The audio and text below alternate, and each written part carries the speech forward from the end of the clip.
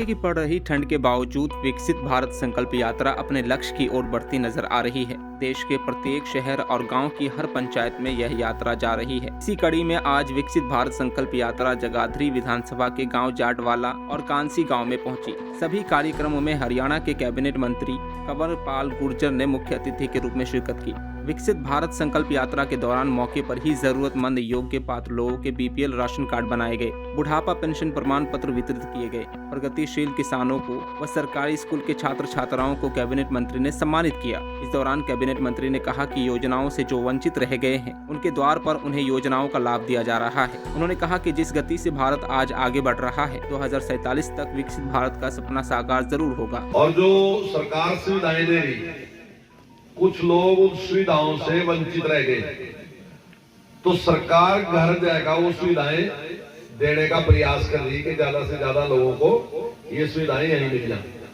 अभी कुछ लोगों की पेंशन, कुछ का आयुष्मान कार्ड, कुछ का और दूसरे काम है वो सारे यहाँ करें। साथ ही चेकअप भी कर रहे हैं, अगर कोई बीमार है उसको दवाई देनी, उसका चेकअप करना। तो ये सारी सुविधाएं 12 डिपार्टमेंट यहाँ उपस्थित हैं इन्हीं कामों के लिए। भाइयों, अभी आपने एक फिल्म देखी होगी और उस फिल्म में प्रधानमंत्री जी ने भाषण दिया होगा।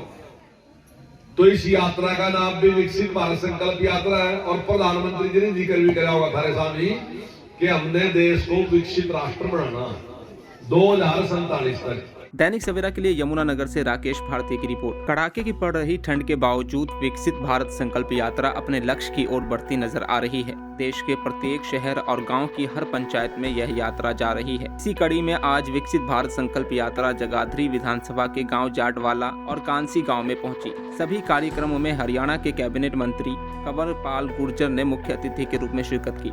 विकसित भारत संकल्प यात्रा के दौरान मौके पर ही जरूरतमंद योग्य पात्र लोगों के बीपीएल राशन कार्ड बनाए गए, बुढ़ापा पेंशन प्रमाण पत्र वितरित किए गए। प्रगतिशील किसानों को व सरकारी स्कूल के छात्र छात्राओं को कैबिनेट मंत्री ने सम्मानित किया। इस दौरान कैबिनेट मंत्री ने कहा कि योजनाओं से जो वंचित रह गए हैं उनके द्वार पर उन्हें योजनाओं का लाभ दिया जा रहा है। उन्होंने कहा कि जिस गति से भारत आज आगे बढ़ रहा है 2047 तक विकसित भारत का सपना साकार जरूर होगा। और जो सरकार सुविधाएं दे रही है, कुछ लोग उन सुविधाओं से वंचित रह गए, तो सरकार घर जाएगा वो सुविधाएं देने का प्रयास कर रही है कि ज्यादा से ज्यादा लोगों को ये सुविधाएं यहीं मिल जाए।